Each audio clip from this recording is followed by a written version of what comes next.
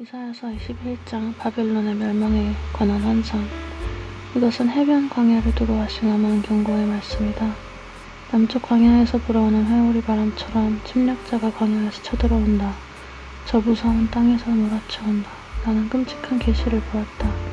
배신하는 자가 배신하고 파괴하는 자가 파괴한다. 엘람아 공격하여라. 메대야 애워싸거라.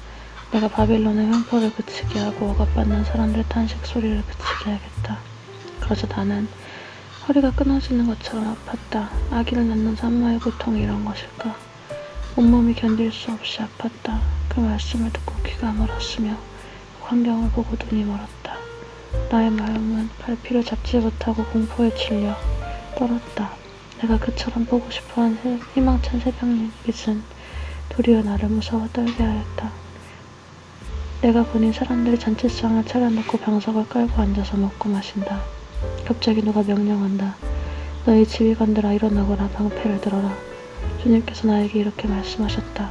너는 가서 파수꾼을 세우고 그가 보는 대로 보고하라고 하여라.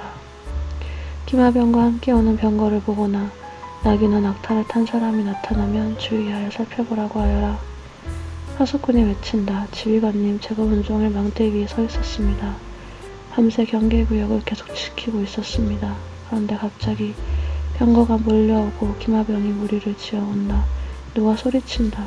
바빌론이 함락되었다. 바빌론이 함락되었다. 조각한 신상들이 모두 땅에 떨어져서 박살났다.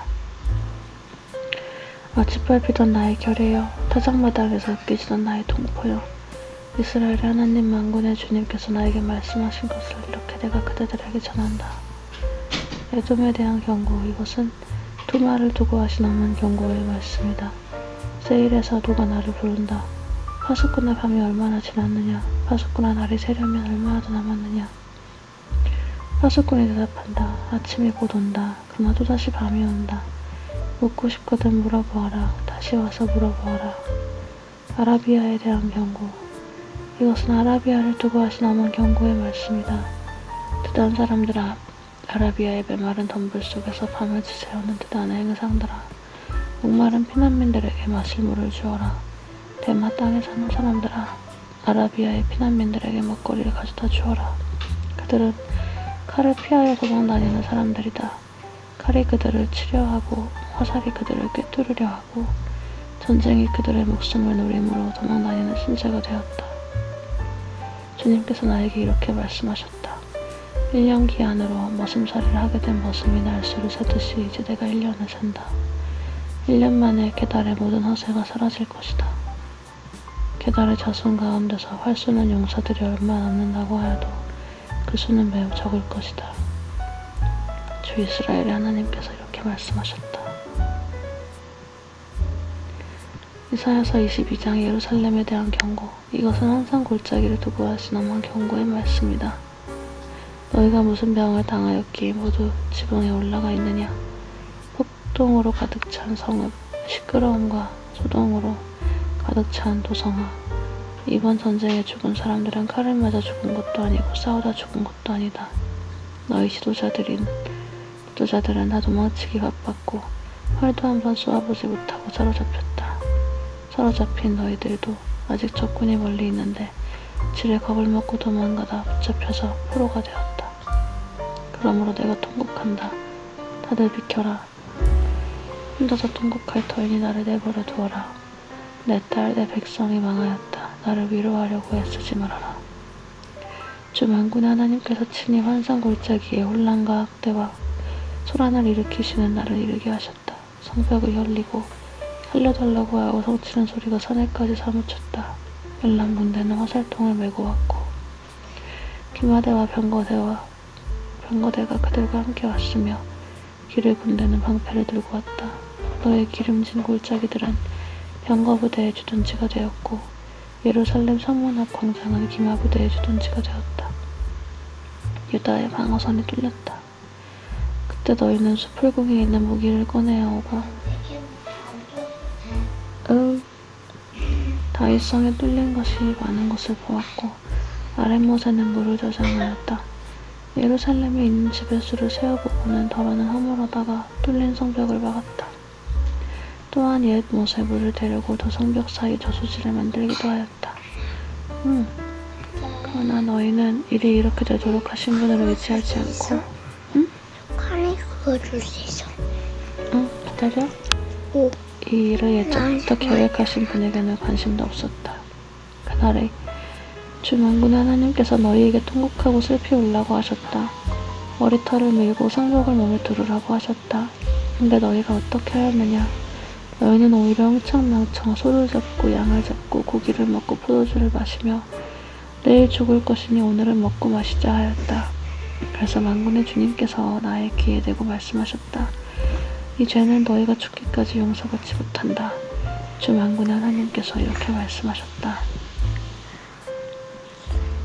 샘나에게 경고하시다. 주 만군의 하나님께서 이렇게 말씀하신다. 너는 공중의 일을 책임진 총책임자 샘나에게 가서 나의 말을 전하여라. 네가 이곳과 무슨 상관이 있기에 이곳에 누가 있기에 여기에다 너의 무덤을 팠느냐. 높은 곳에 무덤을 파는 자야. 바위에 누울 자리를 쪼아내는 자야. 그렇다 너는 권세가 있는 자다. 그러나 주님께서 널 단단히 묶어서 널 세차게 내던지신다. 너를 공처럼 둥글게 말아서 넓고 아득한 땅으로 굴려버리신다. 네가 거기서 죽을 것이다. 네가 자랑하던 그 화려한 병거들 옆에서 네가 죽을 것이다. 안녕히 주무셨어요. 그리하여 너는 너의 상전의 집에 수치거리가 될 것이다. 내가 너를 너의 관직에서 쫓아내겠다. 그가 너를 그 높은 자리에서 끌어내릴 것이다. 그날이 오면 내가 힐기야의 아들인 나의 종 엘리야김을 불러서 너의 관복을 그에게 입히고 너의 띠를 그에게 띠게 하고 너의 권력을 그의 손에 맡길 것이니 그가 예루살렘에 사는 사람들과 유다 집안의 아버지가 될 것이다. 내가 또 다윗 집의 열쇠를 그의 어깨에 둘 것이니 그가 열면 닫을 자가 없고 그가 닫으면 열 자가 없을 것이다. 단단한 곳에 잘 박힌 못같이 내가 그를 견고하게 하겠으니 그가 가문의 영예를 빛낼 것이다. 그의 가문의 영광이 그에게 걸릴 것이다. 종지에서 항아리 이르기까지 모든 작은 그릇들과 같은 그 자손과 그 족속의 영광이 모두 그에게 걸릴 것이다. 만군의 주님의 말씀이다. 그날이 오면 단단한 곳에 잘 박힌 못이 삭아서 부러져 떨어질 것이니 그 위에 걸어둔 것들이 산산조각이 날 것이다. 이것은 주님께서 하신 말씀이다. 이사야서 23장 베니기에 대한 경고. 이것은 두로를 두고 하신 엄한 경고의 말씀이다. 다시스의 베드라, 너희는 슬피 울어라. 두로가 파멸되었으니 들어갈 집도 없고 닷을 내릴 항구도 없다. 키프로스에서 너희가 이 소식을 들었다. 항해자들이 부유하게 만들어준 너희 성 백성아, 시돈의 상인들아 잠잠하여라.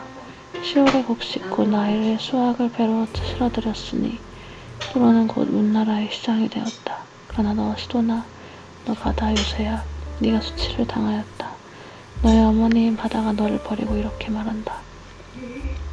나는 상고를 겪지도 않았고 아이를 낳지도 못하였다. 아들들을 기른 일도 없고 딸들을 키운 일도 없다. 두로가 파멸되었다는 소식이 이집트에 전해지면 이집트마저도 충격을 받고 낙심할 것이다. 베니기의 주민들아, 스페인으로 건너가거라. 섬나라 백성아, 슬피 울어라. 이것이 너희가 그렇게 좋아하던 도성 두로냐?